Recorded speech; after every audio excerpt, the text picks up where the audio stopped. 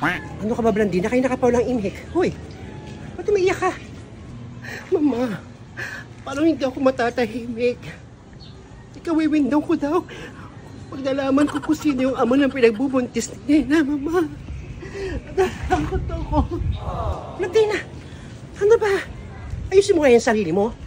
Hindi kaya, Mama, si Peter yung ama ng pinagbubuntis ng kambal ni Nena, Mama.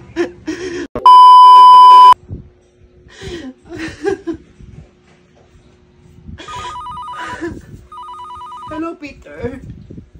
Nasaan ka? Talaga? Nandiyan ka sa trabaho mo?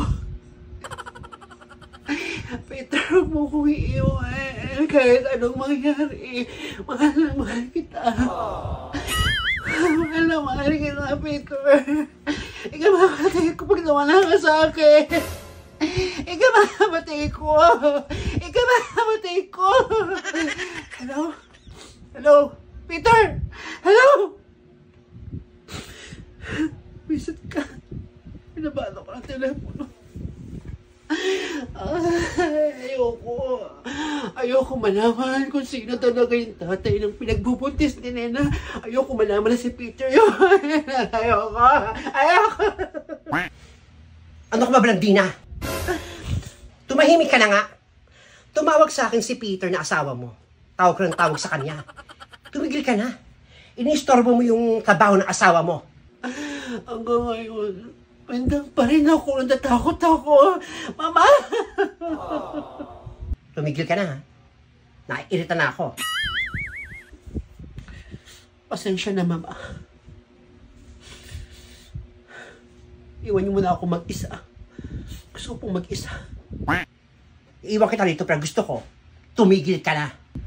Sakto sa tenga.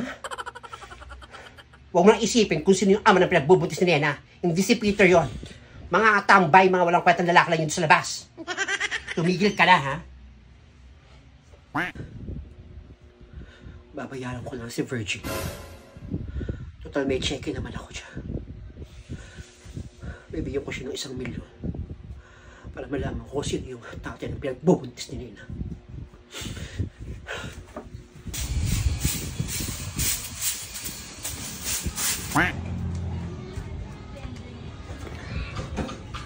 Ayun si Virgin. Susupalpalin ko to ng pera. Para umamin siya kung sino ama ng pinagbubuntis ni Nena. Alam niyo. Alam ko mukha kang pera. Mabibili ka ng pera ko.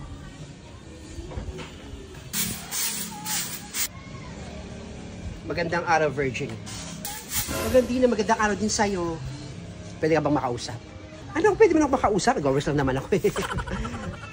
Hindi na ako magpapaligoy-ligoy pa. Bibigyan kita ng 1 milyon.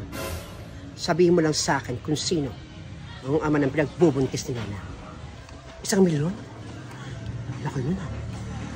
Sabihin ko pa. Lagot ako kay Feeling taga babasagin yung mukha ko.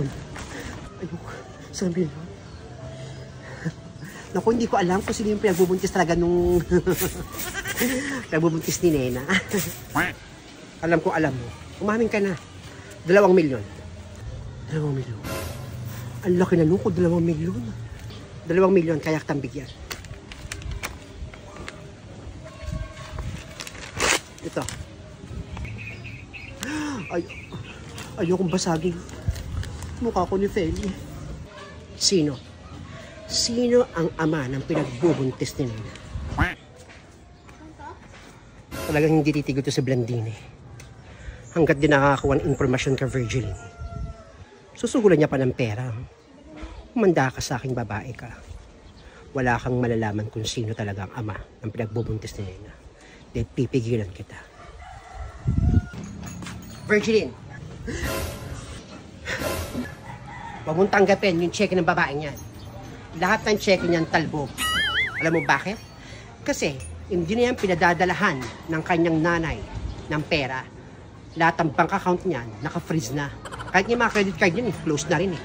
At alam mo ba, Virgilin, ang ulam ng mga yan kanina, itlog lang. To make it special, nilagyan pa ng sardinas tsaka kamatis. Wala naman pala itong laman eh. Blandina eh. Bigyan mo pa akong 2 milyon. Tumigil ka, Emiliana. Hindi talbog tong mga cheque ko. Tumigil ka na, Blandina. No? Tumigil ka na sa kahibangan mo. Saksak mo sa baga mo yung cheque mo. Talbog naman lahat yan. Kapal ang mukha mo, Virgil. Ayaw pang tumanggap ng 2 milyon. Sa isang impormasyon lang. Babalikan kita. Babalikan kita. Ipapakash in ko lang itong pera. At isasampal ko sa mukha mo, Virgil. At ikaw, Emiliana ka, masyado kang pakialamera.